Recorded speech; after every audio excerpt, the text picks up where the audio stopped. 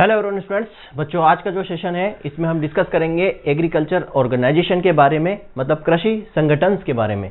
अब देखो यहाँ पे कृषि के कौन कौन से संगठन है, वैसे तो बहुत सारे हैं, कुछ हमने हिस्ट्री में भी देखा है ना। हिस्ट्री के जब हमने लिस्ट पढ़ी थी जिसमें हमने वैज्ञानिक साइंटिफिक जो डेवलपमेंट देखा था उसके अंदर हमने 1871 से लेके 2015 तक आए थे, तो वहाँ कई सारे जो संगठन है, ऑर्गेनाइजेशन है, उन सबको हमने वन बाय वन देखा था। यहाँ कुछ ऑर्गेनाइजेशन को हम थोड़ा सा उसकी डिटेलिंग करेंगे, ज़्यादा नहीं डिटेलिंग करेंगे, और प्लस मैं अभी आपके साथ लास्ट में एक चार्ट शेयर करूँगा। उस चार्ट के अंदर ऑर्गेनाइजेशन, उसकी डेट, ईयर कब है, प्लस उसके अंदर अभी करंट में कौन जो है चेयरमैन है ना, अध्यक्ष कौन है और वो कहाँ पर है, ये पूरा एक लिस्ट में आपके सामने रखूंगा। वहां से बहुत सारी चीजें क्लियर होने वाली है, ठीक है। ये ओवरऑल आईएमपी इसलिए भी है, मैंने बोला है आरईओ, एसएडीओ, आरएचओ, एक दो क्वेश्चन ऑर्गेनाइजेशन से मिल जाते हैं। जैसे पिछली बार मैं बताऊं एफसीआई से क्वेश्चन पूछा हुआ है, नाबार्ड से पूछा हुआ है, नाफेड से पूछा हुआ है, ये 3 क्वेश्चन आए हुए हैं। डब्ल्यूटीओ से पूछा हुआ, डब्ल्यूटीओ हम एक्सटेंशन या इकोनॉमिक्स में पढ़ लेंगे क्योंकि वो ट्रेड से रिलेटेड है, तो इकोनॉमिक्स में पढ़ेंगे। मैनेज वाला जो है एक्सटेंशन वाला वो एक्सटेंशन में पढ़ेंगे, नियम वाला, मार्केटिंग वाला वो इकोनॉमिक्स के अंदर पढ़ेंगे। लेकिन जो बेसिक है, जो जनरल पार्ट में कवर हो सकते हैं, उनको आज हम डिस्कस करेंगे। चलिए, तो यहाँ पर मैं बात करूंगा सबसे पहले एग्रीकल्चर ऑर्गेनाइजेशन में, कृषि संगठन में। तो सबसे पहला आता है हमारा आईएआरआई। मैं आईएआरआई को क्यों ले रहा हूँ, पहले आईसीआर को क्यों नहीं ले रहा हूँ कि आईसीआर बना था 1929 में, लेकिन आईएआरआई बना था 1905 में, इसलिए पहले मैं आईएआरआई ले रहा हूँ, ठीक है। आईएआरआई, अब इनके बारे में सब लोग जानते हो, आप लोग आईएआरआई क्या होता है, आईसीआर क्या होता है, सब जानते हो आप, ठीक है।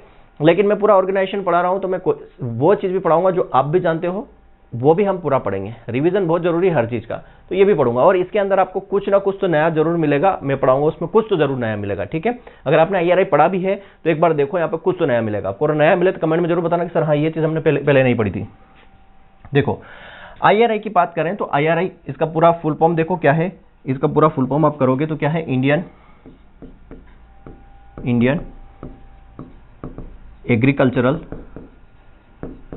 Agricultural research institute. क्या है, रिसर्च इंस्टीट्यूट। मैं हिंदी में भी पढ़ाऊंगा, इंग्लिश में भी पढ़ाऊंगा, दोनों तरीके से, ठीक है। क्या हो जाएगा, भारतीय कृषि अनुसंधान संस्थान, ठीक। भारतीय कृषि अनुसंधान संस्थान इसका क्या है, फुल फॉर्म होता है। अब बात आती है ये कब बना, ठीक है, कब ये बना। तो याद रखना बच्चों, ये बना है 1 अप्रैल, अब इतनी इंग्लिश तो आप जानते हो, ठीक है, 1 अप्रैल 1905, ठीक है, 1 अप्रैल 1905 को ये बना है, ठीक है। कब बना, 1 अप्रैल 1905 को ये बना है, क्लियर, ठीक। लेकिन ये बनाया क्यों गया, देखो मैंने पहले ही बताया था 1871 के अंदर ड्रैग बना था, मतलब राजस्व कृषि और वाणिज्य विभाग, मतलब अपना रिवेन्यू, एग्रीकल्चर और जो कॉमर्स विभाग है वो बना था 1871 में। फिर 1881 में एग्रीकल्चर का अलग से डिपार्टमेंट बना दिया गया था, ठीक है, ये हमने हिस्ट्री में पढ़ा। धीरे धीरे और भी चीज़ें होने लगी एग्रीकल्चर में, धीरे धीरे जैसे पॉपुलेशन भी बढ़ती गई और एग्रीकल्चर में फार्मर को और भी सारी प्रॉब्लम्स आने लगी, इंसेक्ट पेस्ट, डिजीज वगैरह सारा, तो कहीं ना कहीं और भी ज़रूरत पड़ी यहाँ पर और भी संस्थाएं एग्रीकल्चर की होनी चाहिए। इसको मेन ओपन करने, आईआरआई को मेन जो है ओपन करने का या इसको इस्टेब्लिश करने का मेन रीज़न था, वो रीज़न था बिहार के अंदर इंडिगो बागान। याद रखना, मैंने बोला आईआरआई ये कहाँ पर 1 अप्रैल 1905 को कहाँ पर इस्टेब्लिश किया गया था, तो पूसा बिहार में, ठीक है। कहाँ पर, पूसा बिहार में इसको इस्टेब्लिश किया गया था। कहाँ पर, तो पूसा बिहार में, ठीक। अब पूसा बिहार में ही क्यों किया गया, बिहार उस समय 1905 के समय बिहार वेस्ट बंगाल का हिस्सा था, ये याद रखना। 1905 में बिहार जो है अलग राज्य नहीं था, ये वेस्ट बंगाल का हिस्सा था, ठीक। पूसा बिहार में इसको इस्टेब्लिश किया गया। अब यहाँ पर पूसा का मतलब क्या है वो भी हम समझेंगे, और इसको बिहार में ही क्यों किया गया। बिहार में इसलिए इस्टेब्लिश किया गया, उन दिनों बिहार में इंडिगो बागान, जो इंडिगो बागान, ठीक है, नील खेती आप बोल सकते हो, नील खेती के पुनरुत्थान के लिए, है ना। वहां पर आपने सुना होगा, अगर आप कभी सर्च भी करो यूट्यूब पे, तो 1860 से समथिंग 1860 के बाद से जो एक नील विद्रोह हुआ था बिहार के अंदर, नील विद्रोह मोतिहार के आसपास, मोतिहार एरिया में, नील विद्रोह हुआ था और लगभग जो है वहाँ के जो किसान है वो नील की खेती लगभग बंद कर दिया था उन्होंने, लगभग खेती वहाँ पर बंद सी हो गई थी। तो वहाँ पर एक विद्रोह हुआ था।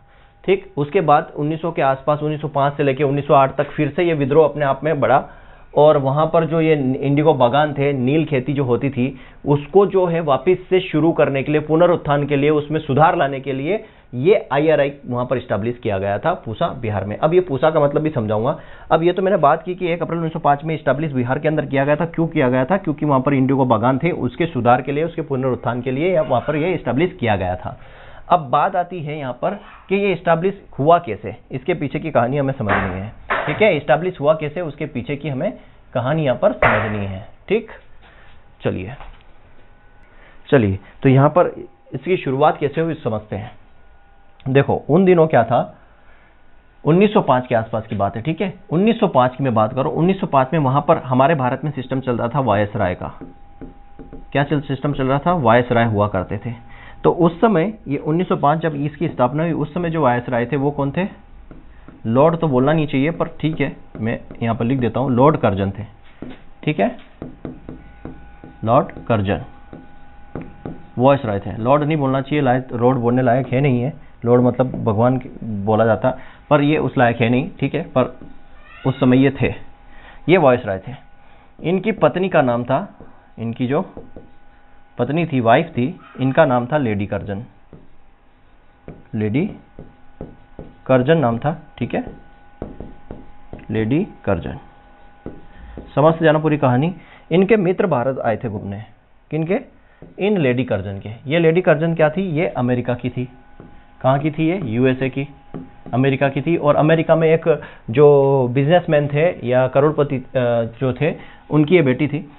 अब इनके जो मित्र, फ्रेंड, क्या बोलेंगे, इनके जो हमारे फ्रेंड्स थे, मित्र थे, जिनका नाम था हेनरी फिलिप्स। हेनरी फिलिप्स, ये भी कहाँ के थे? USA के। सीधी सी बात, दोस्त होगा एक ही जगह के होते हैं, है ना। अब ये दोस्त थे दोनों, कौन? लेडी कर्जन और हेनरी फिलिप्स। तो ये तो भैया इसकी पत्नी थी, ये तो भारत में थी उस समय। ये भाई साहब जो है हेनरी फिलिप्स साहब कहाँ आए? भारत में आए। भारत में आए। अब सीधी सी बात है भाई, आप जैसे मान लो कहाँ रहते हो, मान लो आप लोग इंदौर में रहते हो। अगर मैं इंदौर आता हूँ और इंदौर में आता हूँ तो मैं कहाँ जाऊँगा? किसके पास जाऊँगा? आप ही लोगों के पास आऊँगा, आपको फ़ोन करूँगा कि यार बच्चा लोग मैं इंदौर में आया हूँ और मैं आप लोग कहाँ हो, और मैं आप ही के साथ स्टे करूँगा, खाना पीना जो भी होगा साथ में करेंगे। तो ये भाई भारत आया तो ये अपने दोस्त के पास आया, लेडी कर्जन के पास, है ना। तो लेडी कर्जन ने बोला कि भाई तू मेरे पास आ जा, अपन आराम से, मैं तेरे को पूरा भारत घुमाऊंगा, भारत में बहुत सारी चीज़ें हैं देखने लायक, वो हम देखेंगे। तो आपको पता ही है मैंने क्या बोला अभी, इस समय यहाँ पर 1905 के समय में यहाँ पर इंडिगो बागान का बहुत बड़ा इशू था, नील विद्रोह यहाँ पर चल रहा था। तो ये जो फिलिप्स भाई साहब है, इन्होंने क्या किया, ये जब भारत आए, अब सीधी सी बात है, जैसे हमारे घर में आते हैं मेहमान, आते हैं, हम उनको घुमाते हैं, 1-2 दिन हमारे यहाँ रहते हैं। तो जो हमारे यहाँ जो छोटे बच्चे होते हैं, है ना, जो छोटे बच्चे होते हैं उनको क्या चॉकलेट दे के जाते हैं या फिर 10-20 रुपए दे देते हैं कि बेटा बिस्किट खाना, है ना। ऐसा नॉर्मली सबके घर में होता है, मेहमान आते हैं तो छोटे बच्चे जो होते हैं उनको बिस्किट के लिए पैसे या फिर कोई चॉकलेट वगैरह देके जाते हैं। तो ये भाई साहब फिलिप्स भाई साहब जो आए थे USA से, ये उस समय समस्या चल रही थी। लॉर्ड कर्जन साहब मीटिंगें लेते रहते थे, भाई क्या करें क्या नहीं करें। बंगाल विभाजन का भी इशू चल रहा था उस समय, है ना, बंगाल विभाजन का बहुत बड़ा इशू चल रहा था, आप हिस्ट्री में पढ़ोगे। तो ये भाई साहब क्या कर गए, ये दे गए यहाँ पर फाइनेंशियल सपोर्ट। किसको? इसको इन्होंने किया, फाइनेंशियल सपोर्ट दिया। क्या किया? वित्तीय सहायता, वित्तीय सहायता की। जाते जाते ये क्या दे गया? पैसे दे गया। पैसे दे गया किसको? लॉर्ड कर्जन को, कि भैया आप क्या करो, यहाँ पर IARI की स्थापना करो। कहाँ पर? बिहार के अंदर। क्या आपके जो बंगाल का जो इशू है, ये जो इंडिगो बागान का जो इशू है, वो इससे खत्म हो जाएगा। IARI की स्थापना करोगे, यहाँ पर रिसर्च होगा, लोग यहाँ पर रिसर्च करेंगे इसके बारे में और इसमें सुधार लेके आएंगे। तो इसने यहाँ पर क्या दिया? लॉर्ड कर्जन को पैसे दिए। ये जब घूम फिर के वापस जा रहा था तो बोल गया एक काम करो यार, मैं जो पैसे जितना लग रहे हैं वो मैं दे देता हूँ, और आप यहाँ पर IRI जो है, इंडियन एग्रीकल्चर रिसर्च इंस्टीट्यूट की स्थापना कर दो, यहाँ पे रिसर्च होगा और इनका सुधार हो जाएगा। तो इनकी सहायता से पूछा जाता है कि IRI की स्थापना जो है किनकी वित्तीय सहायता से हुई? तो फिलिप्स की सहायता से हुई। अब यहाँ पे IRI की स्थापना हुई कहाँ पर? पूसा। अब जो मैं आपको बता रहा हूँ कि ये जो पूसा नाम आया, ये कहाँ से आया? ये पूसा नाम आया, कहाँ हुई? पूसा बिहार में। किनकी वित्तीय सहायता से? हेनरी फिलिप्स की। किसके दोस्त थे ये? लेडी कर्जन के। अब यहाँ पे पी का मतलब जो होता है, इस पी का मतलब तो होता है फिलिप्स, इन्हीं के नाम पे, भाई जो पैसा देगा उसी के नाम पे रखना पड़ेगा। और ये यूएसए से थे तो यूएसए, अमेरिका के जो फिलिप्स, ये तो पूसा का मतलब होता है फिलिप्स ऑफ यूएसए, यूएसए का जो फिलिप्स आदमी था उसकी वित्तीय सहायता से आईआरआई की स्थापना हुई। अब यहाँ पे क्वेश्चन ये बनता है कि जब इसकी स्थापना हुई उस समय इसका नाम क्या था? समझना, जब ये इसकी स्थापना हुई, ठीक है, स्थापना के समय या at the time of establishment, ठीक है, स्थापना के समय, ठीक, या at the time of establishment, at the time of establishment के समय इसका जो मूल नाम था, एस्टैब्लिशमेंट के समय आईआरआई का मूल नाम था वो एग्रीकल्चर रिसर्च इंस्टीट्यूट। मैं शॉर्ट में लिख रहा हूं, ठीक है, एग्रीकल्चर रिसर्च इंस्टीट्यूट था या कृषि अनुसंधान संस्थान था। कृषि अनुसंधान संस्थान क्या था? कृषि अनुसंधान संस्थान था, ठीक है। अब भाई थे रहे अंग्रेज लोग, है ना, उस समय भारत पर अंग्रेजों का आधिपत्य था, तो इन्होंने जब कृषि अनुसंधान नाम रखा तो इन्होंने इस नाम को क्या किया? बदला। कब? 1911 में। 1911 में इन्होंने इस आईआरआई का नाम क्या रख दिया? इंडियन या imperial institute of Agriculture research. याद रखना, क्या नाम रखा? Imperial institute of Agriculture research. Imperial का मतलब क्या होता है बच्चों? इंपीरियल का मतलब होता है शाही, शाही संस्थान। कृषि अनुसंधान का शाही संस्थान कर दिया गया। क्या कर दिया? कृषि मतलब क्या कर दिया इन्होंने? शाही कृषि अनुसंधान संस्थान कर दिया, ठीक है। जो कृषि अनुसंधान था इन्होंने आगे शाही लगा दिया, शाही कृषि अनुसंधान संस्थान। 1911 में क्या नाम रखा? Imperial institute of Agriculture Research, शाही कृषि अनुसंधान संस्थान, ठीक। फिर क्या हुआ? 1911 आए, 1911 के बाद 1919 में आओ। जनरली आपको सीधे 1919 देखने को मिलता है, मैं 1919 के पहले की कहानी भी बताता हूँ। 1919 में क्या हुआ? इसका नाम फिर से बदला गया। इन्होंने क्या रखा इसका नाम? Imperial agriculture research institute. क्या रखा? इंपीरियल एग्रीकल्चर रिसर्च इंस्टीट्यूट रखा, ठीक है। नोट्स में सब फुल फॉर्म है। क्या रखा? शाही कृषि अनुसंधान संस्थान, शाही कृषि अनुसंधान संस्थान रखा 1919 में। फिर 1919 के बाद 1934 में, 1934 में क्या आया? बिहार में आया भूकंप। क्या आया? अर्थक्वेक। क्या आया? अर्थक्वेक आया, भूकंप आया। कहां पर? पूसा बिहार में, बिहार के अंदर भूकंप आया। इस भूकंप से क्या हुआ? आईआरआई की जो बिल्डिंग है वो नष्ट हो गई, ठीक है। ये जो बिल्डिंग है आईआरआई की बिल्डिंग, ये हो गई नष्ट, ठीक। नष्ट होने से बाद 1936 में, अब नष्ट तो हो गई, अब क्या किया जाए? 1936 में जब ये अर्थक्वेक आया तो क्या हुआ? आईआरआई की बिल्डिंग जो हो गई नष्ट हो गई, ध्वस्त हो गई, ठीक है। बिल्डिंग जो है अर्थक्वेक में पूरा खत्म हो गई। तो 1936 में इसको कहां शिफ्ट कर दिया गया? Shift to Pusa road, New Delhi. New Delhi में इसको शिफ्ट कर दिया है।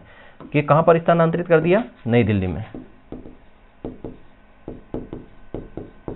स्थानांतरित कर दिया गया। कहां पर? नई दिल्ली में इसका स्थानांतरण कर दिया गया। अब उस समय इसके डायरेक्टर कौन थे? 1936 में, उस समय मतलब जब इसको शिफ्ट किया, अर्थक्वेक आया, उस समय इसके जो डायरेक्टर थे, निर्देशक थे, डायरेक्टर जिसको हम बोलेंगे डायरेक्टर आईआरआई के, कौन थे? तो बी विश्वनाथ। कौन थे? बी विश्वनाथ। बी विश्वनाथ जो है उस समय क्या थे? आईआरआई के डायरेक्टर थे। और ये पहले भारतीय डायरेक्टर थे आईआरआई के, याद रखना, फर्स्ट इंडियन डायरेक्टर यही थे, ठीक है। पहले भारतीय निदेशक थे ये आईआरआई के। क्लियर है? तो इन्हीं के कहे अनुसार इसको 1936 में कहाँ लाया गया? दिल्ली में लाया गया। क्लियर है? इतनी बात आपको समझ में आ गई? चलिए, यहां से 1936 के बाद की कहानी आगे हम बढ़ते हैं। 36 के बाद आते हैं 47 पर। 1947 में भारत आज़ाद हुआ और आज़ाद होने से बाद ही ये शाही शब्द हट गया और शाही की जगह इंपीरियल की जगह क्या रखा हमने? इंपीरियल की जगह हमने क्या रख दिया? इंडियन। इंपीरियल की जगह हमने क्या कर दिया? यहाँ पर इंडियन कर दिया, ठीक है। शाही की जगह, इंपीरियल का मतलब होता है शाही, शाही की जगह हमने क्या कर दिया? भारतीय कर दिया, ठीक है। क्योंकि 1947 में हमारा देश आज़ाद हो चुका था और जैसे हम आज़ाद हुए हमने इनका नाम मतलब जहाँ पर भी इंपीरियल था, इंपीरियल हटाकर हमने उसको इंडियन कर दिया। 1947 में क्या हुआ, इंपीरियल नाम हटकर इंडियन हो गया, तो इंडियन एग्रीकल्चर रिसर्च इंस्टीट्यूट हो गया। फिर बात आती है 1958 में। 1958 में इसको क्या कर दिया, यहाँ पर डीम्ड यूनिवर्सिटी बना दिया गया। क्या बना दिया गया इसको, डीम्ड यूनिवर्सिटी। डीम्ड यूनिवर्सिटी बना दिया गया और यहाँ पर जो है एमएससी और पीएचडी प्रोग्राम शुरू हो गए। ठीक है, एमएससी और पीएचडी जो है डिग्री यहाँ पर शुरू कर दी गई डीम्ड यूनिवर्सिटी के साथ ही। तो बच्चों ये था आईआरआई की कहानी। आई होप, मुझे लगता है कि कुछ तो यहाँ पर आपको नया मिला होगा। तो ये कहानी थी पूरी आईआरआई के बनने की। ठीक है, चलिए, तो ये हमारा यहाँ पर आईआरआई कंप्लीट होता है। अभी आईआरआई में 2-3 चीज़ें और समझ लो। क्या समझ लो, ब्रांचेज इनकी। आईआरआई की ब्रांच की अगर मैं बात करूँ तो 3 ब्रांच आपको जनरली देखने को मिलेगी। आईएआरआई ब्रांचेस, शाखाएं।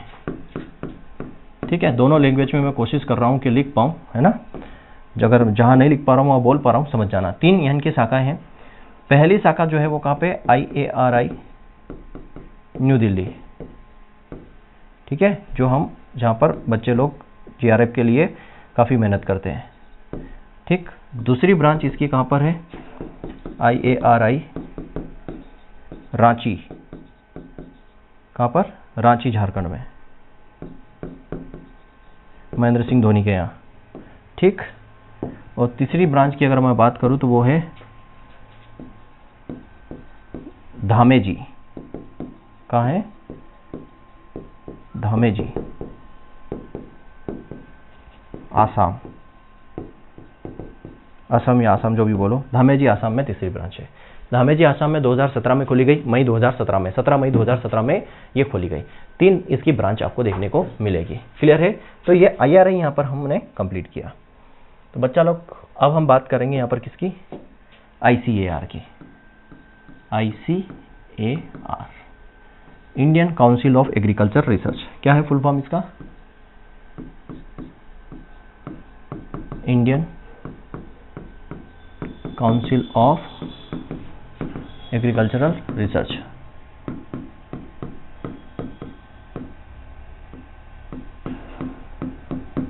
Indian council of Agriculture research, भारतीय, क्या था यहाँ पे इसका, क्या हो जाएगा, भारतीय कृषि अनुसंधान परिषद। क्या हो जाएगा, भारतीय कृषि अनुसंधान परिषद। ठीक है, अब इसकी स्थापना कैसे हुई, इसकी कहानी सुनो। कहाँ पर है ये, तो याद रखना ये भी न्यू दिल्ली में है, वहीं मिल जाएगा सब, पुसा रोड, ये भी न्यू दिल्ली में है। तो इसकी स्थापना की कहानी भी हम समझते हैं। चलिए, अब देखो बात करो इसकी स्थापना। अब यहाँ पे इस समय ये कब, इसकी स्थापना कब हुई, 16 जुलाई 1929। ठीक, इसकी स्थापना कब हुई आईसीआर की, 16 जुलाई 1929। और इस समय हम क्या मनाते हैं, आईसीआर डे मनाते हैं। अब यहाँ पर क्या था, इस समय वायसराय थे, कब, 1926 की। मैं 1926 की बात करता हूँ, 1926। इस समय थे वायसराय लॉर्ड लिनलिथगो। लिनलिथगो, ये भाई साहब थे वायसराय, लिनलिथगो, ये थे वायसराय। तो इन्होंने क्या किया, इनकी अध्यक्षता में, ठीक है, इनकी रिकमेंडेशन में क्या बनाया गया, शाही कृषि आयोग। क्या बनाया गया, शाही कृषि आयोग। क्या बनाया गया, शाही कृषि आयोग, रॉयल कमीशन ऑफ एग्रीकल्चर।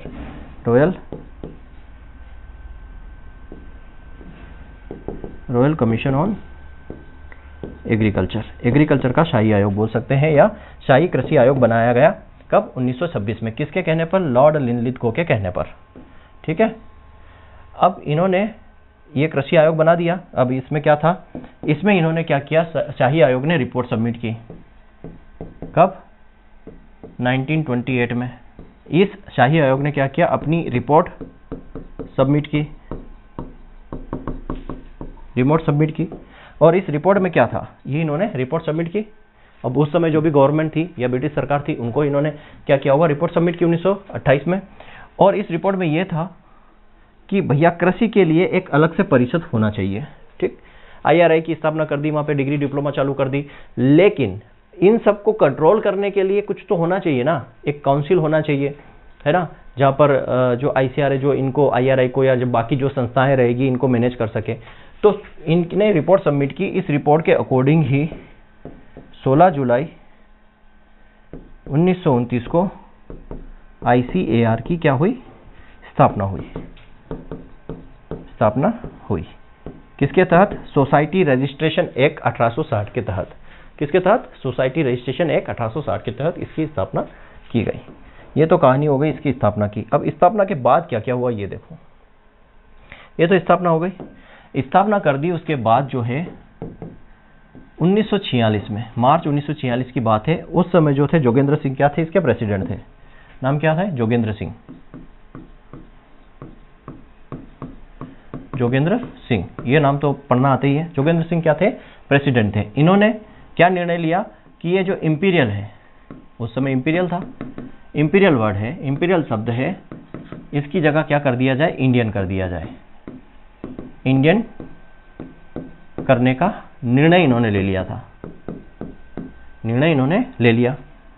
ठीक, अब निर्णय लिया, अब सीधी सी बात है, इन्होंने जोगेंद्र सिंह जब प्रेसिडेंट थे तो इंपीरियल शब्द को इंडियन करने का इन्होंने निर्णय ले लिया, और 1947 में इसका क्या हो गया?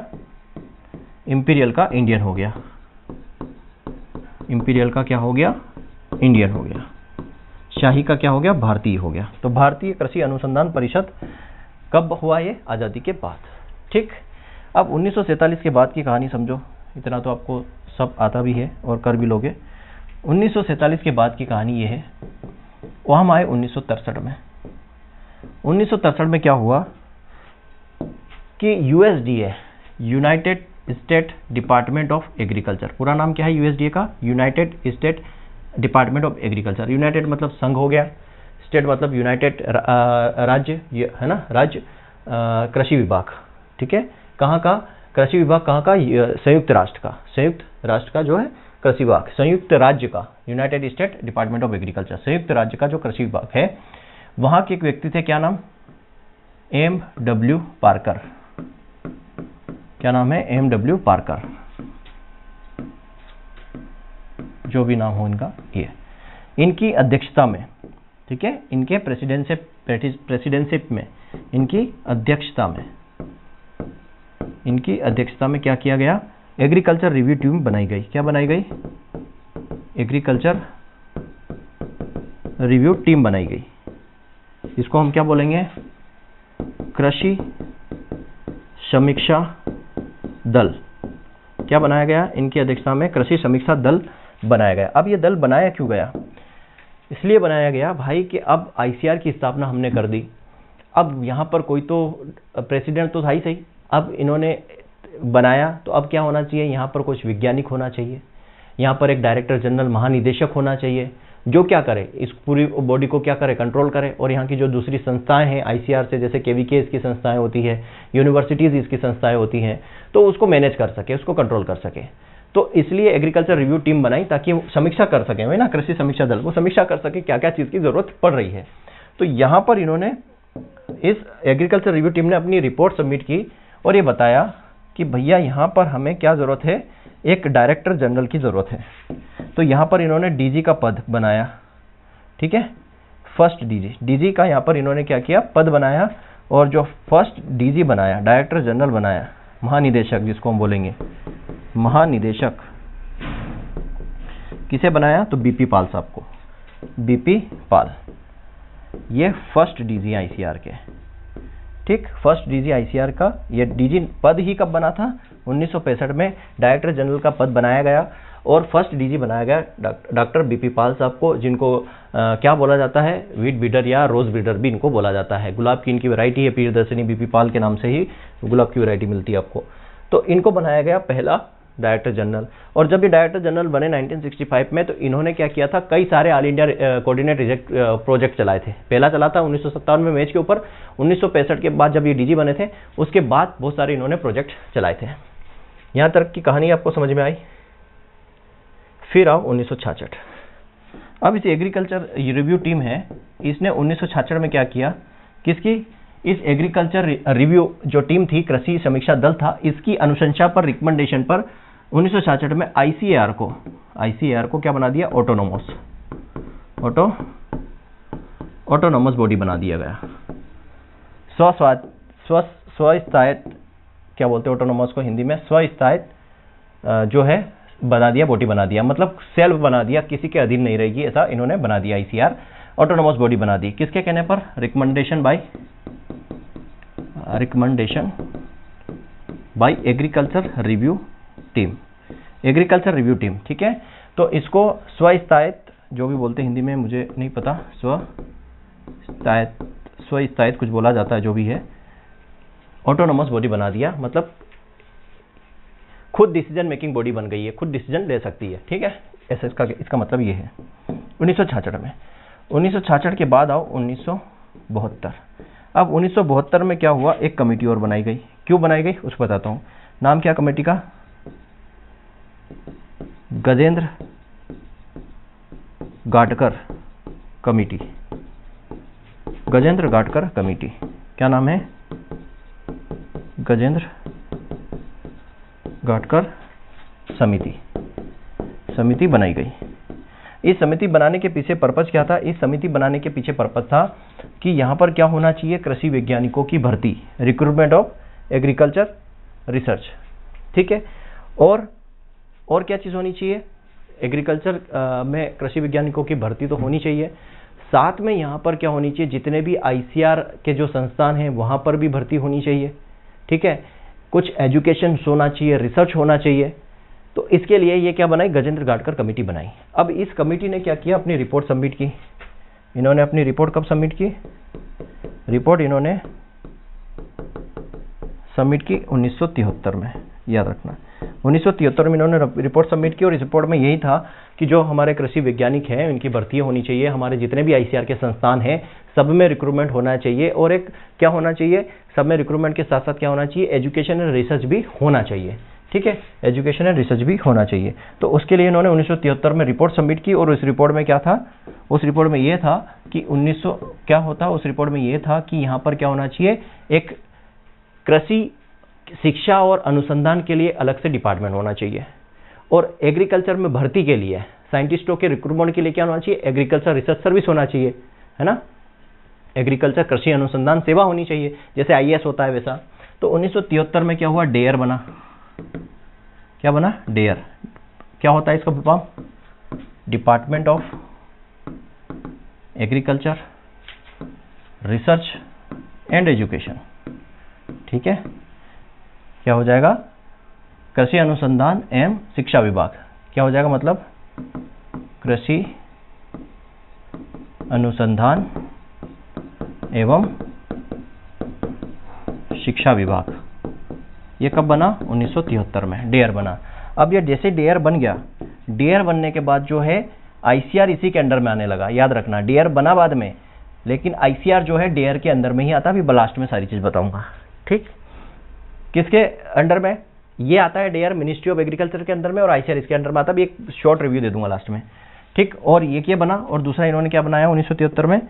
इन्होंने एग्रीकल्चर रिसर्च सर्विस एआरएस शुरू कर दी। एग्रीकल्चर रिसर्च सर्विस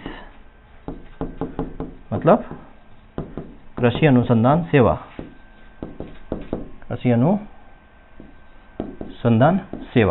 सेवा शुरू कर दी।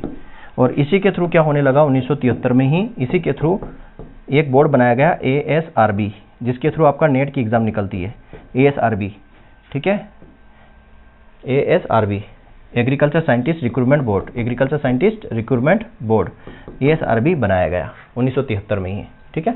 नवंबर में 1973 में एग्रीकल्चर साइंटिस्ट रिक्रूटमेंट बोर्ड बनाया गया, जिसके थ्रू आपकी नेट की एग्जाम होती है ना, नेशनल एलिजिबिलिटी टेस्ट, एआरएस, जिसमें आप बनते हो, उसकी यहाँ पर शुरुआत हुई। क्लियर है? इतनी कहानी आपको समझ में आ गई होगी। अब हम बात करते हैं सारी चीज़ें। अब कुछ बेसिक चीज़ें उसको समझो। मैंने क्या बोला अभी? सबसे ऊपर क्या है? मिनिस्ट्री ऑफ एग्रीकल्चर, कृषि मंत्रालय। इसके अंडर में काम करता है कौन? डेयर, ठीक है, जो भी हमने पढ़ा डेयर। और इसी के अंडर में काम करता है ICAR, डेयर के अंदर में आता है ICAR। ठीक है, अब बात आती है ICAR का जो यूनियन मिनिस्टर प्रेसिडेंट जो है, ICAR का जो प्रेसिडेंट है वो कौन होता है? ICAR का जो प्रेसिडेंट है या अध्यक्ष जो है इसका कौन होता है? इसका अध्यक्ष होता है यूनियन मिनिस्टर ऑफ एग्रीकल्चर। कौन होता है? यूनियन मिनिस्टर ऑफ एग्रीकल्चर, मतलब केंद्रीय कृषि मंत्री। केंद्रीय कृषि मंत्री क्या होता है? इसका प्रेसिडेंट होता है, अध्यक्ष होता है। तो सबसे पहला अध्यक्ष कौन था? ठीक है, मैंने क्या बोला, ICAR का जो प्रेसिडेंट है वो कौन होता है? वो होता है यूनियन मिनिस्टर ऑफ एग्रीकल्चर, मतलब केंद्रीय कृषि मंत्री जो है वो इसका अध्यक्ष होता है। तो पहला कौन था? फर्स्ट प्रेसिडेंट कौन था और प्रेजेंट में कौन है? ये दोनों आपको पता होना चाहिए। तो पहला था हबीबुल्लाह,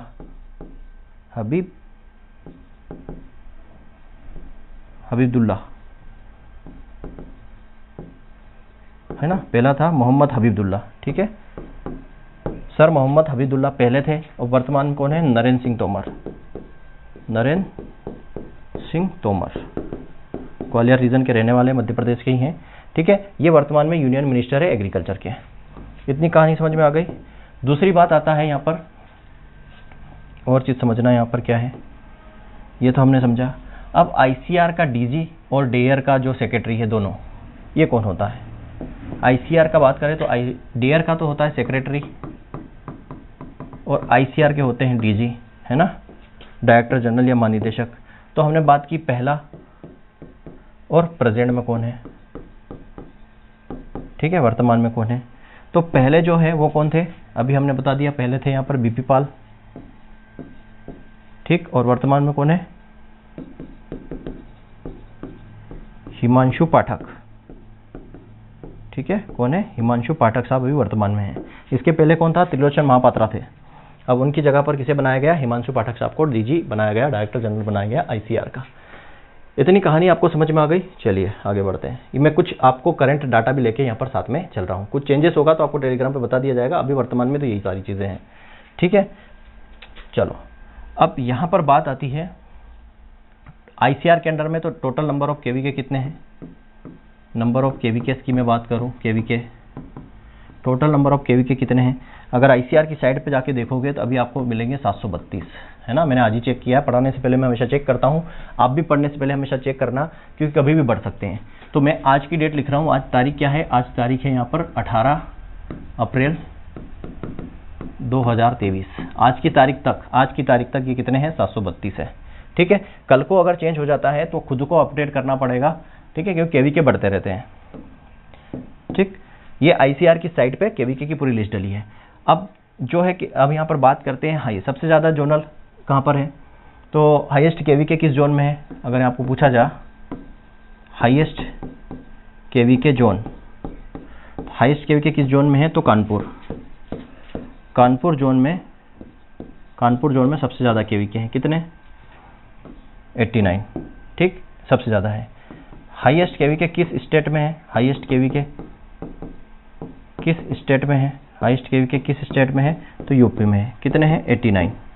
89 KVK है। ठीक है, इतना आप हिंदी इंग्लिश आप जानते हो, इतना हिंदी करने की जरूरत नहीं है। सबसे ज़्यादा कहाँ है? मैं हिंदी में बोल भी रहा हूँ कि सबसे ज़्यादा KVK किस जोन में है? तो कानपुर जोन में है। सबसे ज़्यादा KVK किस राज्य में है? तो यूपी में 89 है।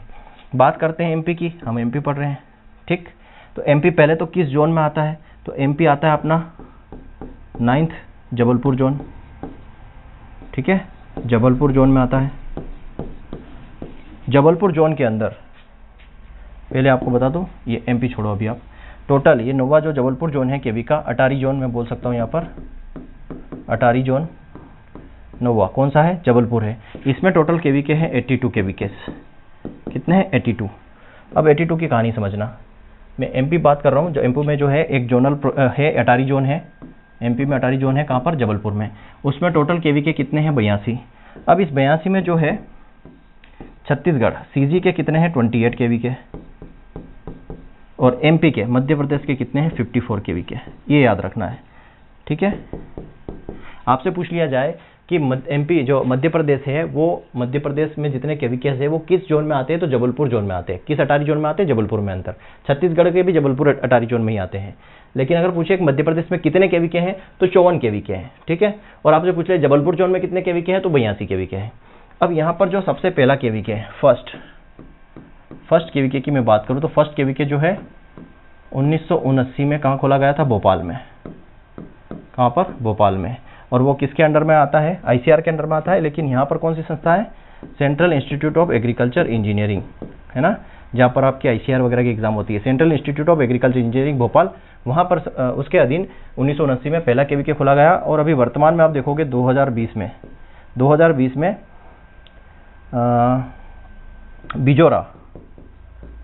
बिजोरा डिस्ट्रिक्ट, देवरी डिस्ट्रिक्ट कहाँ पर, सागर में खोला गया केवीके। वर्तमान 2020 में आखिरी यहाँ पर है, ठीक है।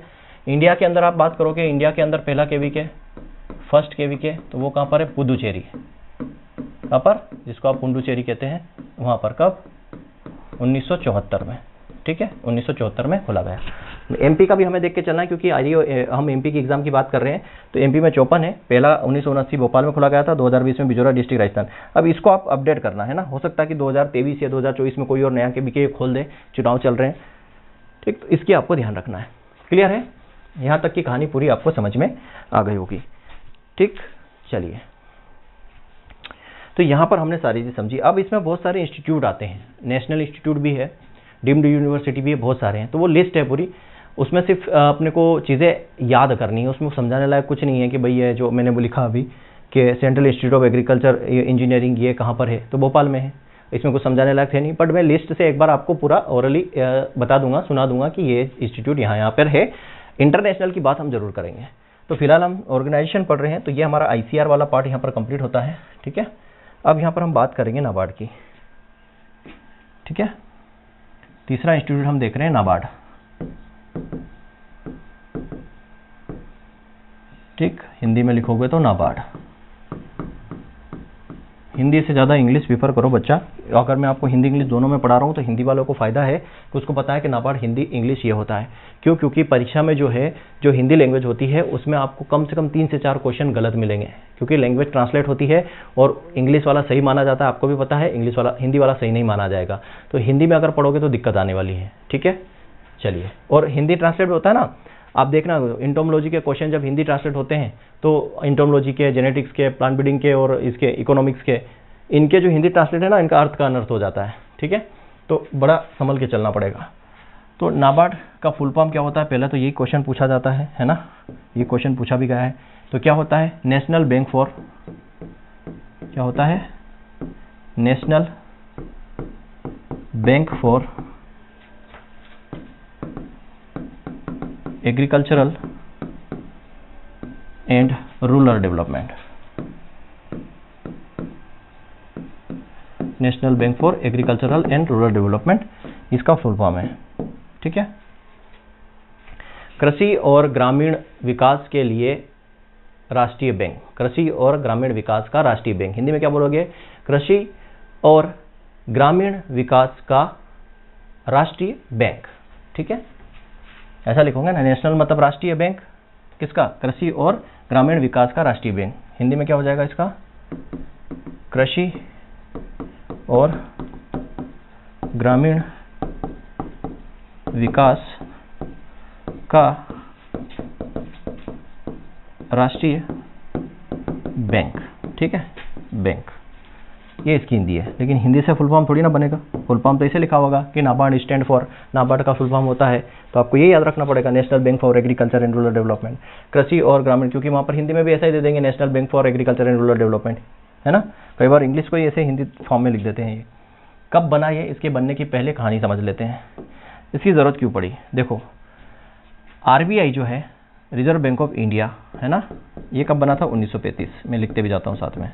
इसका नेशनलाइजेशन कब हुआ, 1949 में, 1 जनवरी 1949 में RBI, reserve bank of India का क्या हुआ, नेशनलाइजेशन हुआ, राष्ट्रीयकरण हुआ।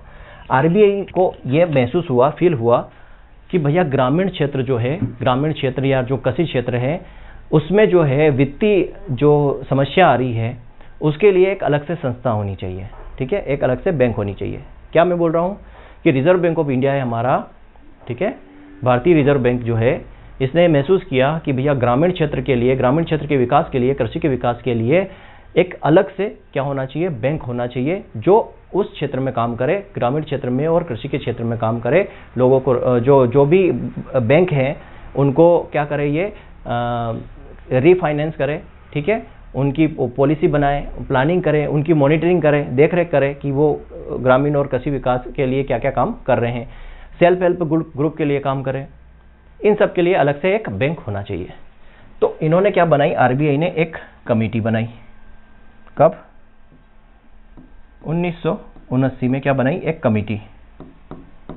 क्या बनाई? एक कमेटी बनाई। क्या बनाई? एक समिति। क्या बनाई? समिति बनाई। उस समिति का नाम क्या था? उस समिति का नाम था, 1980 में समिति बनाई, उस समिति का नाम था क्राफी कार्ड, क्राफी कार्ड कमेटी।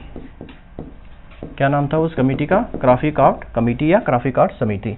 अब ठीक है, अब इसका फुल फॉर्म अगर आपसे पूछ ले, नाबार्ड किस कमेटी के अंदर आता है, तो याद रखना क्राफी कार्ड कमेटी के अंदर आता है। कई बार आप पढ़ते हो, अगर ये ऑप्शन में ना हो तो फिर आप लिख सकते हो सीवारमन कमेटी, सीवारमन कमेटी। अब इसके पहले अध्यक्ष ये थे, इसलिए इन्हीं को, इसी के नाम पर हम बोलते थे कि सीवारमन कमेटी। एक्चुअल में सीवारमन कमेटी नहीं थी, कमेटी थी क्राफी कार्ड कमेटी, लेकिन इसके जो पहले प्रेसिडेंट थे, अध्यक्ष थे, चेयरमैन थे, इसके पहले अध्यक्ष थे, वो कौन थे? बी सीवारमन, बी सीवारमन ये थे, ठीक है, इसलिए इन्हीं को सीवारमन कमेटी बोल देते हैं। तो इसके जो पहले चेयरमैन थे, अध्यक्ष थे, वो बी सीवारमन थे, क्राफी कार्ड कमेटी के, इसलिए इसको सीवारमन कमेटी भी हम बोल देते हैं, पर एक्चुअल में होती है क्राफी कार्ड कमेटी, ठीक है। तो जो क्राफी कार्ड कमेटी है उसको बनाया गया आरबीआई के थ्रू 1979 में, और इस कमेटी ने क्या किया, इस कमेटी ने अपनी रिपोर्ट सबमिट की और बोला कि कृषि क्षेत्र के लिए और ग्रामीण क्षेत्र के विकास के लिए एक संस्था या बैंक होनी चाहिए। तो 12 जुलाई 1982 को नाबार्ड की स्थापना हुई। नाबार्ड की क्या हुई? स्थापना हुई। किस कमेटी के द्वारा? इस क्राफी कार्ड कमेटी के द्वारा। इस कमेटी का फुल फॉर्म अगर आपसे पूछ ले तो क्या लिखोगे? Committee to review, committee to review arrangements for institution credit for agriculture and rural development, ठीक है, agriculture and rural development. Committee to review arrangements for institutional credit for agriculture and rural development, ये committee यहाँ पर बनाई गई। Clear है? समझ में आया? इस कमेटी ने 12 जुलाई 1982 को नाबार्ड की स्थापना की, ठीक है। मैंने पहले बता दिया पहले चेयरमैन कौन थे, पहले इसके चेयरमैन कौन थे? पहले इसके चेयरमैन थे बी सीवारमन, बी सीवारमन, ठीक है। नाम तो इंग्लिश में पढ़ना आता है, ठीक है, चेयरमैन का मतलब भी समझते हो। और प्रेजेंट में कौन है? प्रेजेंट में इसके चेयरमैन है, वो है साजी केवी, साजी केवी, ठीक। क्या लिखूं मैं? साजी केवी, ये इसके वर्तमान के क्या है? चेयरमैन है। कब बने हैं? 7 दिसंबर 2022 को, 7 दिसंबर 2022 को इनको बनाया गया है। इसके पहले कौन थे? तो इनके पहले एक सचिंद्रा मिश्रा करके थे, और उनके पहले जो है जीआर चिंताला करके थे, ठीक है। तो हमें अभी वर्तमान की याद रखना कि साजी केवी जो है अभी वर्तमान में क्यों है? नाबार्ड के जो प्रेसिडेंट या चेयरमैन बनाए गए हैं, साजी केवी। ये चेंज होते रहते हैं, तो हमें हमेशा अपडेट रहना है चीज़ों को लेके। क्लियर है? तो ये नाबार्ड की कहानी समझ में आ गई होगी आपको। अब यहाँ पर नाबार्ड की कहानी हमने समझ ली। नाबार्ड जो है, अगर एक क्वेश्चन आपसे यहाँ से ये पूछा जाता है कि एग्रीकल्चर और जो ग्रामीण क्षेत्र है उसका जो सबसे बड़ा बैंक कौन सा है? द एपेक, जो जैसे कि कृषि है और जो ग्रामीण विकास है, उसमें वित्तीय क्षेत्र, वित्तीय सहायता के लिए वित्तीय क्षेत्र का सबसे बड़ा बैंक कौन सा है? तो नाबार्ड बैंक है। फिर एग्रीकल्चर रूरल डेवलपमेंट, सबसे बड़ा bank, biggest bank of rural development, ग्रामीण विकास का सबसे बड़ा बैंक कौन है? तो भी नाबार्ड है। तो ये क्वेश्चन पूछा जाता है, तो यहाँ पे मैं लिख सकता हूँ, ये है एपेक्स बॉडी। एपेक्स मतलब अग्रणी बोल सकते हो, apex body of financing in agriculture sector, ठीक है। कृषि क्षेत्र में किसके लिए? क्रेडिट मतलब वित्त की, कृषि क्षेत्र में वित्त की सबसे अग्रणी संस्था, ऐसा लिख सकते हो आप हिंदी में, कृषि क्षेत्र में वित्त की अग्रणी संस्था कौन सी है? तो ये नाबार्ड है। ये क्वेश्चन पूछा हुआ भी है कि बिगेस्ट, या फिर ऐसा बोल सकते हो इसको, ऐसा भी लिख सकते हो, biggest bank for rural development, rural और agriculture development, agriculture and rural development, agriculture and rural development, ठीक है। कृषि और ग्रामीण विकास का सबसे बड़ा बैंक, क्या लिखोगे हिंदी में? कृषि एवं ग्रामीण विकास का सबसे बड़ा बैंक कौन सा है? नाबार्ड है। ये क्वेश्चन पूछे हुए हैं, ठीक। अब इसमें बहुत सारी चीज़ें हैं, अगर इतना हम डिटेल में नहीं जाएंगे, है ना। क्या काम करता है ये? तो ये एक तो प्रोडक्शन लोन देता है, मैं लिख देता हूँ, है ना, इसके फंक्शंस लिख देता हूँ, फंक्शंस, इसके कार्य लिख लो, ठीक है, कार्य, फंक्शंस। तो ये क्या देता है हमें? प्रोडक्शन लोन देता है। क्या देता है? प्रोडक्शन लोन, उत्पादन ऋण, उत्पादन ऋण देता है। दूसरा मैन्युफैक्चरिंग, मैन्युफैक्चरिंग लोन देता है, ठीक है, मतलब निर्माण ऋण बोल सकते हो आप इसको।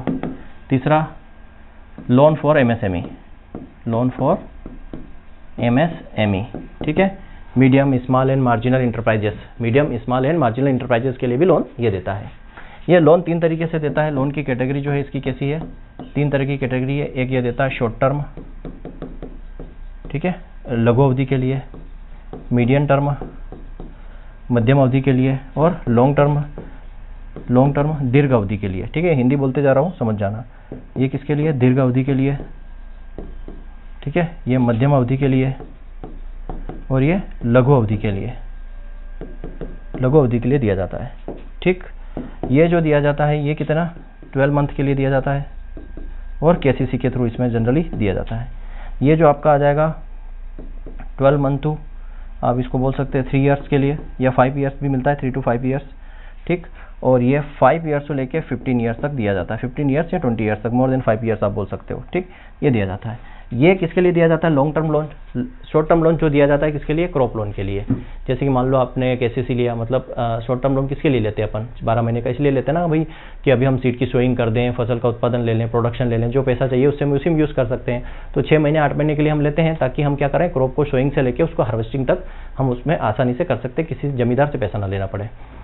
मीडियम टर्म लोन जो होता है वो हम 1 से 2 साल 3 साल 4 साल के ले लेते हैं। क्यों लेते हैं? क्योंकि अगर हमें कोई मान लो पशु खरीदने हैं, हमें मान लो कोई कुआं खोदना है, या हमारे जो इम्प्लीमेंट है ना, जो उपकरण है, कृषि उपकरण है, उनमें कोई रिपेयरिंग करवानी है, उसके लिए लॉन्ग टर्म लोन कब लेते हैं? जैसे हमें ट्रैक्टर खरीदना हो, पुराना ऋण चुकाना हो, ठीक है, भूमि खरीदनी हो, ठीक, इस तरीके के जो काम है, परमानेंट सुधार करना हो भूमि का, उसके लिए लॉन्ग टर्म लेते हैं, ठीक है। तो ये नाबार्ड की पूरी कहानी है। तो मैंने वो चीज़ भी पढ़ाई जो एग्ज़ाम में पूछी गई है, और वो भी पढ़ाई जो आगे पूछी जा सकती है, ठीक है। पढ़ो ऐसा कि किसी भी एग्ज़ाम में काम आए, ठीक है। एक बार पढ़ो और ऐसा पढ़ो हर एग्ज़ाम आप दे सको। दूसरी हम बात करते हैं अगली संस्था, आरआरबी, रीजनल रूरल बैंक। चौथी क्या है? Regional rural bank. छोटा सा पार्ट है, देख लेंगे इसको, है ना। रीजनल रूरल बैंक मतलब ग्रामीण, क्षेत्रीय ग्रामीण बैंक। हिंदी में क्या लिखेंगे? क्षेत्रीय ग्रामीण बैंक, क्षेत्रीय ग्रामीण बैंक बोलेंगे हिंदी में, ठीक है। इसकी स्थापना कब हुई? इसकी स्थापना हुई 2 अक्टूबर 1975। इसकी स्थापना के पीछे जो मेन हाथ है वो है इंदिरा गांधी जी का। उस समय प्रधानमंत्री कौन थे 1975 के आसपास? उस समय जो है हमारे देश की प्रधानमंत्री थी श्रीमती इंदिरा गांधी जी। इंदिरा गांधी जी उस समय क्या कर रहे थे? उस समय इन्होंने 20 पॉइंट्स प्रोग्राम इन्होंने चलाया था। कौन सा? 20 पॉइंट्स प्रोग्राम 1975 में। और 20 पॉइंट्स प्रोग्राम के अंदर रीजनल रूरल बैंक भी था, याद रखना। इसके पीछे मैं क्या बोल रहा हूँ, रूरल बैंक्स या रीजनल रूरल बैंक्स हैं, इसकी स्थापना के पीछे मेन रोल जो था वो इंदिरा गांधी जी के था। ठीक है, इन्होंने 20 पॉइंट्स प्रोग्राम चलाया था। उस 20 पॉइंट प्रोग्राम में ये प्रोग्राम भी था, कौन सा, आरआरबी था। और इसके लिए कमिटी फॉर रूरल बैंक, इसके लिए कमिटी बनाई गई थी। ठीक है, इसके लिए कमिटी बनाई गई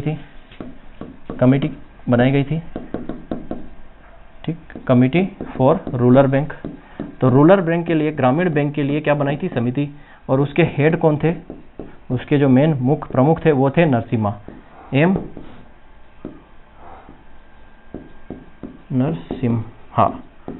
नरसिम्हा जो थे इसके हेड थे। बस इतनी कहानी याद रखना, हालांकि ये नहीं पूछा जाएगा पर ये इंपॉर्टेंट है बस। अब टोटल बैंक कितने खोले गए थे, 5 बैंक। शुरुआत में 5 बैंक इन्होंने ओपन किए। अब 5 बैंक में जो पहला बैंक है, फर्स्ट बैंक, इसका पूछा जाता है। फर्स्ट बैंक का नाम क्या था, प्रथम बैंक। क्या था, प्रथम बैंक। ठीक है, प्रथम बैंक नाम था। और ये कहां पर खोला गया था, मुरादाबाद यूपी के अंदर। ठीक है, मुरादाबाद यूपी के अंदर इसको खोला गया था। और इसकी जो स्पॉन्सर बैंक थी, मतलब इसको स्पॉन्सर किसने किया था, इसकी स्पॉन्सर जो बैंक थी, sponsor by syndicate bank. Syndicate bank वही पुष्पा से याद रख लो, पुष्पा सिंडिकेट का मेंबर था, है ना, मैं झुकेगा नहीं साला। तो सिंडिकेट बैंक इसकी स्पॉन्सर बैंक थी।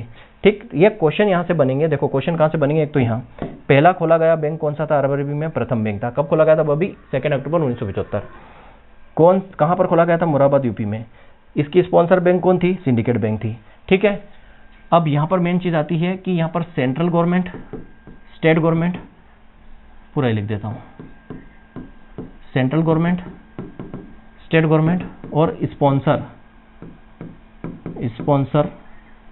स्पॉन्सर बैंक का शेयर कितना था, मतलब कौन कितना पैसा यहाँ पर लगाने वाला है।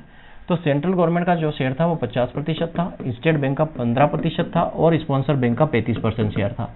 यहाँ से क्वेश्चन पूछा जाता है कि आरआरबी के लिए सेंट्रल बैंक, स्टेट बैंक और जो स्पॉन्सर बैंक है, सेंट्रल गवर्नमेंट, स्टेट गवर्नमेंट और स्पॉन्सर बैंक है, उसमें शेयर कितना था, 50% सेंट्रल गवर्नमेंट का, स्टेट गवर्नमेंट का 15% और स्पॉन्सर बैंक का 35% यहाँ पर शेयर था। यही पूछा जाता है। तीसरा, वर्तमान में कितने आरआरबीज है, 8%। मैं लिखूं 8% वर्तमान में।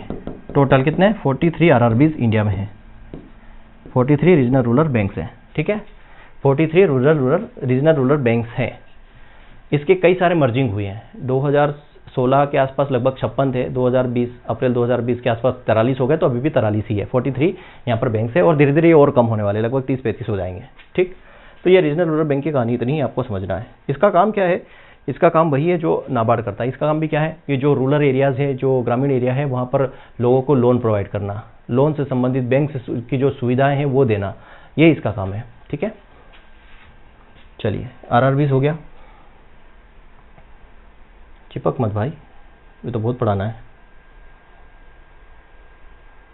चलो चिपकेगा तो अगला पेज ले लेंगे ना, कोई दिक्कत नहीं। ठीक, चलो अब यहाँ पर बात करते हैं हम एनडीआरआई की। एनडीआरआई वो सारी संस्थाओं की बात करने वाले हैं हम। फुल फॉर्म क्या है इसका, national dairy research institute, national dairy research institute, national dairy research institute. राष्ट्रीय दुग्ध अनुसंधान संस्था, क्या लिखोगे, राष्ट्रीय दुग्ध अनुसंधान संस्था। देखो अब देखो, कुछ बच्चों को ऐसा लगेगा ना सर आप दोनों लैंग्वेज में मत पढ़ाओ, एक ही लैंग्वेज में लिखो, टाइम ज़्यादा जाता है। भाई बच्चे दोनों प्रकार के हैं, हिंदी मीडियम वाले भी हैं, इंग्लिश मीडियम वाले हैं। पहले मैं हिंदी में पढ़ा रहा था तो कुछ बच्चे बोल रहे थे सर इंग्लिश में पढ़ाओ, इंग्लिश में पढ़ाऊंगा तो बच्चे बोलेंगे हिंदी में पढ़ाओ। भाई मैं दोनों में पढ़ा रहा हूँ, कहीं दिक्कत आपको नहीं आने वाली है। ठीक है, हिंदी वाले भी सेटिस्फाई होंगे, इंग्लिश वाले भी सेटिस्फाई होंगे। आपको पढ़ना है। मैं फ्री में यूट्यूब पे पहला व्यक्ति हूँ, एग्रीकल्चर में तो पहला व्यक्ति हूँ जो पूरा कोर्स आपको फ्री पढ़ा रहा है, पूरा कोर्स। आप देखो ये 4था लेक्चर है, आप आगे देखोगे इतना कंटेंट और इतना पूरा कोर्स फ्री पढ़ाना आसान काम नहीं है पहली बात तो, ठीक है। और मैं इकलौता व्यक्ति, मुझे लगता है कि मैं पहला व्यक्ति हूँ जो एग्रीकल्चर का पूरा कोर्स आपका आरईओ का भी पढ़ा रहा हूँ और एएफओ का भी पढ़ा रहा हूँ। मतलब ऑलमोस्ट जितना भी एग्रीकल्चर कहीं किसी भी एग्जाम में पूछा जाए वो सारा हम फ्री पढ़ने वाले हैं। तो वो भी एक आसान टास्क नहीं है। और मैं सभी प्रकार के बच्चों को यहाँ पे सेटिस्फाई करने की कोशिश कर रहा हूँ कि इंग्लिश वाला भी सेटिस्फाई हो और हिंदी वाला भी सेटिस्फाई हो, ठीक है। तो ये कमेंट्स मत करना बच्चों कि सर केवल हिंदी में लिखो, केवल इंग्लिश में लिखो। कुछ बच्चे कमेंट्स करते हैं सर एक ही कलर से लिखो। भाई एक ही कलर से मजा नहीं आता, चीज़ें अलग अलग कलर होगी तो नज़र हमारी अलग अलग कलर पर जल्दी पड़ जाती है, इसलिए अलग अलग कलर यूज़ करता हूँ। अदरवाइज एक ही कलर से लिखने में कोई मज़ा नहीं आने वाला है, ठीक है। एक बच्चा मुझे कमेंट्स करके बोलता है, कमेंट्स मैसेज उसने किया, यूट्यूब में कमेंट्स किया कि सर आप जो पढ़ा रहे हो वो तो सिलेबस में है नहीं।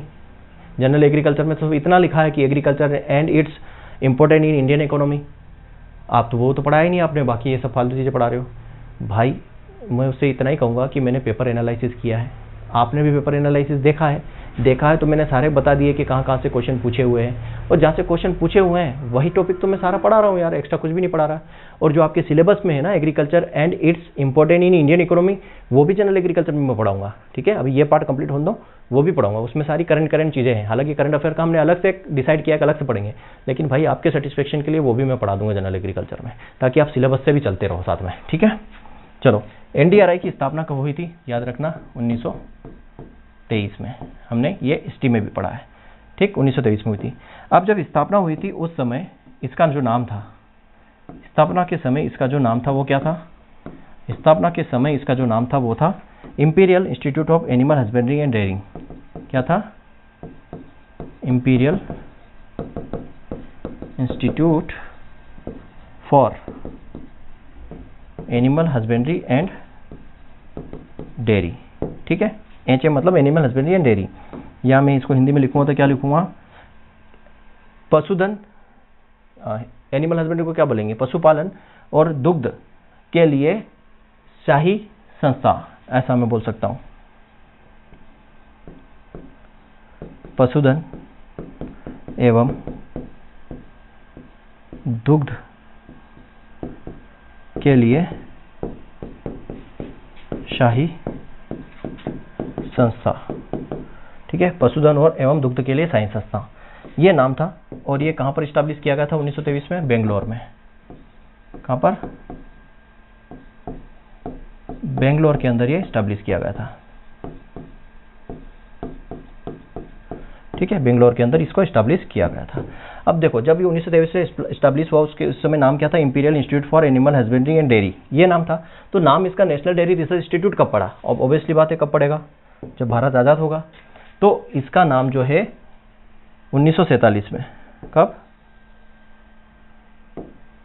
आगे बढ़ते हैं, 1947 में इसका जो नाम बदलकर क्या हो गया, NDRI, national dairy research institute हो गया, ठीक। अब हम पढ़ते हैं कि एनडीआरआई कहां पर है, करनाल में है। तो ये 1955 में कहां पर शिफ्ट कर दिया गया, शिफ्ट टू करनाल, इसको करनाल में शिफ्ट कर दिया गया। इसलिए हम पढ़ते हैं, ठीक है, इसलिए हम क्या पढ़ते हैं कि एनडीआरआई कहां पर है, नेशनल डेयरी रिसर्च इंस्टीट्यूट कहां पर है, करनाल में है। लेकिन इसकी शुरुआती जो स्थापना हुई थी वो बेंगलोर में हुई थी, नाम था imperial institute for animal husbandry and dairying. 47 में एनडीआरआई नाम पड़ा, 55 में इसको कहां शिफ्ट कर दिया, करनाल के अंदर शिफ्ट कर दिया गया, ठीक। उसके बाद ये 1966 में ये कहाँ है, आईसीआर के अधीन आया, ठीक है, आईसीआर के अधीन, ठीक, आईसीआर के अंडर आया, ये आईसीआर के अंडर में आया कब, 1966 में। 1966 में ये आईसीआर के अंडर में आया। उसके बाद 1989 में इसको क्या बना दिया गया, डीम्ड यूनिवर्सिटी बना दिया गया, ठीक है। इसको 1990 में क्या बना दिया, डीम्ड यूनिवर्सिटी बना दिया गया, ठीक, डीम्ड यूनिवर्सिटी का बना दिया गया इसको 1990 में। मतलब यहाँ पर डीम्ड यूनिवर्सिटी का मतलब है यहाँ पर जो है एजुकेशन शुरू हो गया, रिसर्च शुरू हो गया, ये सारी चीज़ें। रिसर्च तो पहले सही से एनडीआरआई, एजुकेशन भी शुरू हो गया, एमएससी पीएचडी यहाँ पर क्या थे, वो भी यहाँ पर प्रोग्राम शुरू कर दिए गए थे। क्लियर है, इतनी बात आपको समझ में आ गई। चलिए, इतनी बात आपको समझ में आ गई, अब आगे बात करते हैं। एनडीआरआई की कहानी पूरी आपको समझ में आ गई होगी। अब हम बात करते हैं एनडीआरआई के बाद एफसीआई, ठीक, फूड कॉर्पोरेशन ऑफ इंडिया। नाम क्या है, फूड कॉर्पोरेशन ऑफ इंडिया। क्या नाम लिखोगे इसका, फूड कॉर्पोरेशन ऑफ इंडिया। चलिए एफसीआई के बारे में समझते हैं। एफसीआई का फुल फॉर्म क्या है, फूड कॉर्पोरेशन ऑफ इंडिया। क्या है, food corporation of India, food corporation of India, ये आप जानते हो। इसका क्वेश्चन क्या है, RAEO या जो भी हमने एनालिसिस किया देख लेना, RHU में पूछा हुआ है। ठीक है, मैं कोई भी चीज़ ऐसे नहीं पढ़ाता हूँ, कहीं ना कहीं उसको एनालिसिस करके ही पढ़ाता हूँ। कहीं से भी उठा के पढ़ाना शुरू नहीं करते हैं हम लोग, पहले एनालिसिस करते हैं और सबसे अच्छा तरीका वही होता है। फूड कॉर्पोरेशन ऑफ इंडिया, ठीक है, भारतीय खाद्य निगम आप बोल सकते हो। क्या बोल सकते हो? भारतीय खाद्य निगम, भारतीय खाद्य निगम। ठीक, इसकी स्थापना कब हुई? याद रखना, इसकी स्थापना 1965 में की गई। ठीक है, इसका हेडक्वार्टर कहाँ है? इसका हेडक्वार्टर कहाँ है? तो इसका हेडक्वार्टर जो है वो न्यू दिल्ली में है। ठीक है, इसका हेडक्वार्टर कहाँ है? न्यू दिल्ली में इसका हेडक्वार्टर है। ठीक है, अब यहाँ पर बात करते हैं इसका काम क्या है। ये क्वेश्चन पूछा हुआ है। ठीक, अब इसका मेन काम क्या है? इसका मेन काम है प्रोक्योरमेंट। ठीक है, इसका मेन क्या है? प्रोक्योरमेंट, मतलब वही खरीदारी। खरीदारी किसकी खरीदारी करती है? ये व्हीट और राइस की, wheat and paddy, wheat and paddy, गेहूं और धान। याद रखना, गेहूं और धान की यहाँ पर होती है खरीदारी। जैसे अभी सोसाइटी में, अभी जैसे गेहूं जो सोसाइटी के अंदर टूल रहे हैं वो लोग, जहाँ पर गेहूं होते हैं, जैसे पंजाब वाले समझते होंगे, यूपी वाले, मध्य प्रदेश वाले, कि अभी जो है सरकारी रेट पे गेहूं तुलते हैं। तो जो सरकारी रेट पे गेहूं तुलते हैं ना, कहाँ पर? वेयर हाउसों में तुल रहे हैं। अलग अलग लोग जो अलग अलग जगह पर सरकार ने क्या किया, वेयर हाउस जो है हायर कर लिए, वहाँ पर जो है सरकारी रेट पे गेहूं तुल रहे हैं। तो जैसे सरकारी रेट जो समर्थन मूल्य पर गेहूं तुल रहे हैं, उसकी खरीदारी जो होती है वो FCI, क्योंकि बफर स्टॉक कौन रखेगा? FCI ही रखेगा, food corporation of India he buffer stock रखेगा। तो ये खरीदारी करता है इसकी, फूड एंड व्हीट की। अब ये टोटल जो है कितने जोन में बटा हुआ है? 5 जोन में बटा हुआ है। इसका पहला जो, इसका मैंने क्या बोला, हेडक्वार्टर दिल्ली है, लेकिन इसका पहला डिस्ट्रिक्ट ऑफिस, इसका मैं बात करूं, फर्स्ट डिस्ट्रिक्ट ऑफिस कहाँ था इसका? जिला district office. First district office की बात करें, फर्स्ट डिस्ट्रिक्ट ऑफिस या जिला कार्यालय की बात करें, इसका जिला कार्यालय, तो वो है तंजूर। क्या है? तंजूर, तंजूर, तमिलनाडु।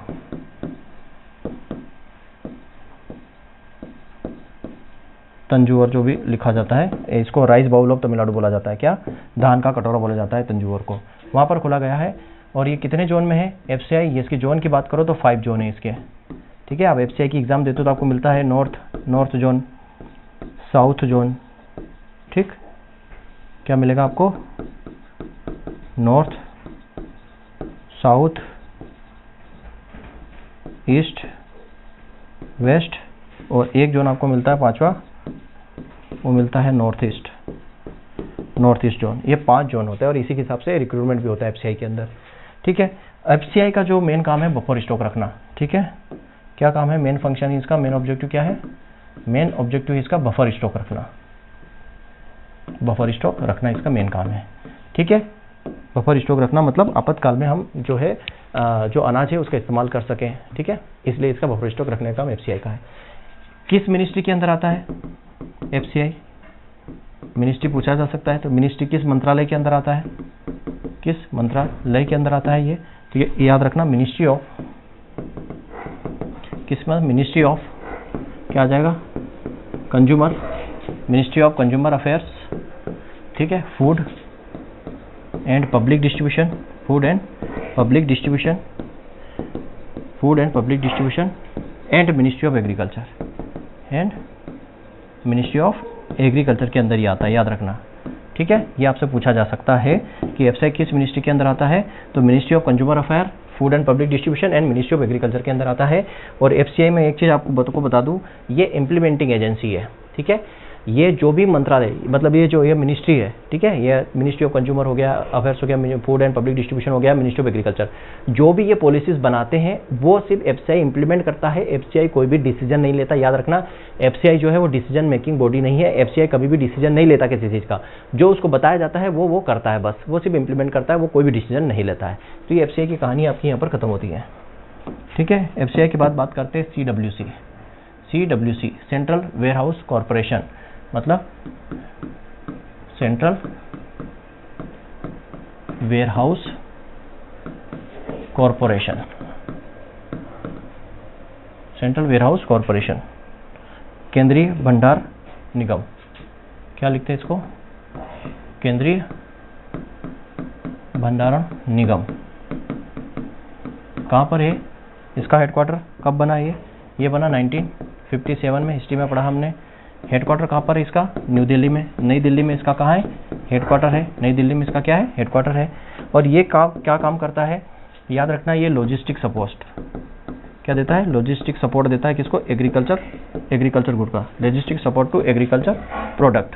जो भी एग्रीकल्चर प्रोडक्ट होते हैं उनको लॉजिस्टिक सपोर्ट, लॉजिस्टिक का मतलब होता है स्टोर करने के लिए, भंडार करने के लिए क्या देता है, ये सुविधा देता है। जैसे कि अभी मैंने बताया कि एफसीआई के थ्रू खरीदी होती है गेहूं और धान की, तो ये खरीदी होती है। आज इस बार जो मैंने देखा है कि गवर्नमेंट ने क्या किया, जितने भी प्राइवेट जो वेयर हाउस थे सबको इन्होंने हायर कर लिया, और सब जगह क्या हो रही है, इनकी तुलाई हो रही है। मतलब क्या हो रहा है, सब जगह जो है गेहूं और पेडी का जो है भंडारण हो रहा है। तो ये क्या करता है, एक तो सेंट्रल वेयर हाउसिंग कॉर्पोरेशन क्या करता है, एक तो स्टोरेज गोदाम वगैरह प्रोवाइड करवाता है, स्टोरेज के लिए गोदाम वगैरह प्रोवाइड करता है पूरे भारत में। और इसका साथ शेयर जो है स्टेट वेयर हाउसिंग कॉर्पोरेशन के साथ ये शेयर भी रखता है। ठीक है, तो इसका मेन काम क्या है, लॉजिस्टिक सपोर्ट देता है, और इसके अलावा इसमें कुछ और हमें नहीं पढ़ना है। क्लियर है, ये स्टोरेज का मेन काम करता है। ठीक, ये आपका हो गया CWC। CWC के बाद अगर हम बात करूं तो नाफेड क्या आ जाएगा, नाफेड का फुल फॉर्म क्या है, national agriculture cooperative marketing federation. क्या है, national agriculture cooperative marketing federation limited,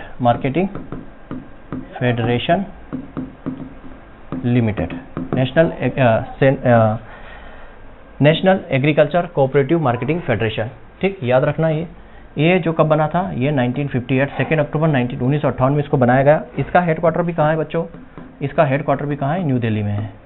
कहाँ पर है, इसका हेडक्वार्टर भी न्यू दिल्ली के अंदर है। इसका भी क्वेश्चन पूछा हुआ है आपके RUSADU में, इसका क्वेश्चन भी RUSADU में आपसे पूछा हुआ है। ठीक है, इसका मेन काम क्या है, ये भी प्रोक्योरमेंट करती है, प्रोक्योरमेंट मतलब खरीदारी। ठीक है, ये भी क्या करती है, ये संस्था भी खरीदारी करती है किसकी, याद रखना, ऑयल सीड एंड पल्सेस मतलब तिलहन और दलहन की ये खरीदारी करती है। याद रखना, तिलहन और दलहन के लिए प्रोक्योरमेंट एजेंसी कौन सी है, नाफेड है। नाफेड का मेन काम क्या है, ये प्रमोट करता है, किसको प्रमोट करता है, ये प्रमोट करता है एग्रीकल्चर मार्केटिंग, कोऑपरेटिव मार्केटिंग को, किसको, कोऑपरेटिव मार्केटिंग को फॉर एग्रीकल्चर प्रोडक्ट के लिए। ये क्या करता है, ये कोऑपरेटिव मार्केटिंग मतलब सहकारिता विपणन को क्या करता है, प्रमोट करता है किसके लिए, फॉर एग्रीकल्चर प्रोडक्ट के लिए, agriculture product to help farmer मतलब किसानों की मदद करने के लिए ये क्या प्रमोट करता है, कोऑपरेटिव मार्केटिंग को प्रमोट करता है एग्रीकल्चर प्रोडक्ट के लिए। जैसे मान लो 10-20 किसान आपस में इकट्ठे हो गए और चाह रहे हैं कि हमारा जो प्रोडक्ट है वो हम यहाँ क्या करें, अच्छी मार्केटिंग हमें मिले उसकी। ठीक है, तो 10-12 जो फार्मर से आपस में मिलके ये कोऑपरेटिव मार्केटिंग के थ्रू अपना जो है माल बेच सकते हैं। इसकी जो है यहाँ पर इसका मेन ऑब्जेक्टिव होता है। क्लियर है, अब यहाँ पे याद रखना, ये एपेक्स बॉडी है एग्रीकल्चर मार्केटिंग की, apex body of agriculture marketing, agriculture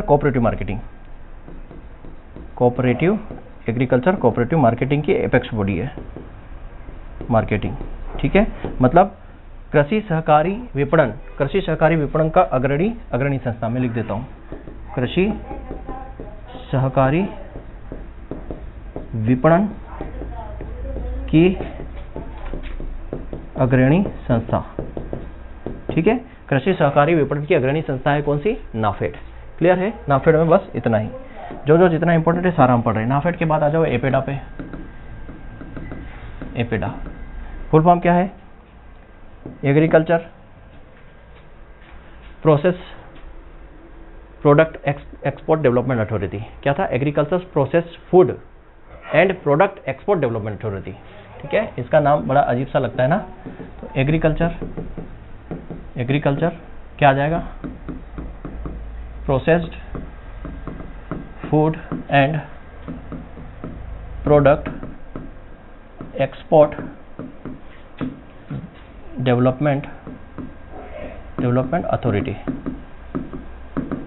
ठीक है, मतलब यहाँ पर क्या होता है, ये इसका मेन काम क्या है, एग्रीकल्चर प्रोडक्ट का एक्सपोर्ट। ठीक है, एक्सपोर्ट ऑफ एग्रीकल्चर प्रोडक्ट का एक्सपोर्ट का मेन इसका काम है। ठीक है, निर्यात करने के उद्देश्य से।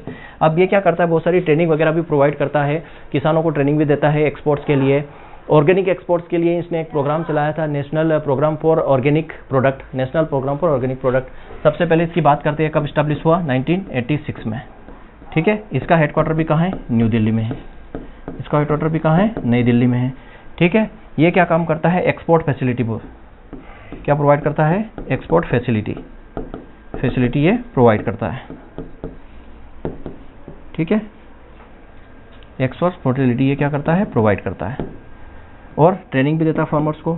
और ऑर्गेनिक प्रोडक्ट, ऑर्गेनिक एक्सपोर्ट के लिए ये प्रोग्राम चलाता है, national programme for organic product, national programme for organic product. और ये किस मिनिस्ट्री के अंदर आता है, याद रखना है, क्वेश्चन बहुत बार पूछा हुआ है, ministry of commerce, ministry of commerce and industry. Ministry of commerce और इंडस्ट्री के अंदर आता है कौन सा, एपेडा। ये क्वेश्चन एफओ में पूछा हुआ था कि ये ऑर्गेनिक प्रोडक्ट के लिए एक प्रोग्राम चलाता है, national programme for organic product. ये मिनिस्ट्री ऑफ एग्रीकल्चर के, ministry of commerce and industry के अंदर आता है, ये आपको पता होना चाहिए। ये मिनिस्ट्री से भी क्वेश्चन पूछ लेते हैं, तो एपेडा के अंदर ये हो गया। और कुछ संस्थाएं बची हैं, सारी हमने लगभग देख ली। एक देख लो, DMI क्या होता है, डायरेक्टोरेट ऑफ मार्केटिंग इंस्पेक्शन, क्या हो जाएगा, विपणन एवं निरीक्षण निदेशालय, विपणन एवं निरीक्षण निदेशालय। इसकी स्थापना कब हुई, इसकी स्थापना हुई रिजर्व बैंक के साथ 1935 में। इसका हेडक्वार्टर कहाँ है, तो इसका हेडक्वार्टर है फरीदाबाद में। ठीक है, इसका हेडक्वार्टर कहाँ है, फरीदाबाद में। इसका जो है ब्रांच हेड ऑफिस की बात करें, ब्रांच हेड ऑफिस मतलब शाखा प्रधान कार्यालय, इसका कहाँ है, तो वो है नागपुर में। कहाँ है, नागपुर में इसका प्रधान कार्यालय है। और सेंट्रल एकमार्क लेबोरेटरी की बात करें, सेंट्रल एकमार्क लैब, ये कहाँ है, ये भी नागपुर में है। ठीक है, सेंट्रल एकमार्क लेबोरेटरी भी कहाँ है, नागपुर में है। ठीक है, इसका मेन उद्देश्य क्या है, इसका मेन उद्देश्य है एग्रीकल्चर मार्केटिंग की जो पॉलिसीज होती है ना, कृषि विपणन की जो नीतियां होती है और जो प्रोग्राम होते हैं उसको लागू करना। सीधा सा मतलब क्या है, DMI का मेन ऑब्जेक्टिव है कि जो कृषि विपणन, कृषि मार्केटिंग, एग्रीकल्चर मार्केटिंग के लिए जो भी नीतियां और पॉलिसियां बनाई जाती है, जो प्रोग्राम्स बनाए जाते हैं, उनको इंप्लीमेंट करना, उनको लागू करना, ये इसका मेन काम है। कहाँ पर है, कब स्टैब्लिश हुआ, फरीदाबाद, सेंट्रल एकमार्क लेबोरेटरी कहाँ पर है, सारा हमने यहाँ पर डिस्कस कर लिया। और कोई संस्था, DMI हो गई हमारी, RRB हो गया, नाबार्ड हो गया, नाफेड हो गया, FCI हो गया, CWC हो गया, NDRI हो गया। तो लगभग सारी संस्थाएं हमने यहाँ पर डिस्कस की है। क्लियर। और भी बाकी चीज़ें हैं, संस्थाएं हैं, वो सब्जेक्ट के साथ आ जाएगी। जैसे मैनेज हम पढ़ते हैं, नियम हम पढ़ते हैं, नार्म हम पढ़ते हैं। तो ये हमने हिस्ट्री के अंदर डिस्कस किया, और बाकी एक्सटेंशन और इकोनॉमिक्स के साथ और भी प्रोग्राम के साथ ये डिस्कस हो जाएंगे। क्लियर है। आज के लेक्चर में इतना ही, मिलते हैं नेक्स्ट लेक्चर में। Thank you very much. जय हिंद, जय भारत।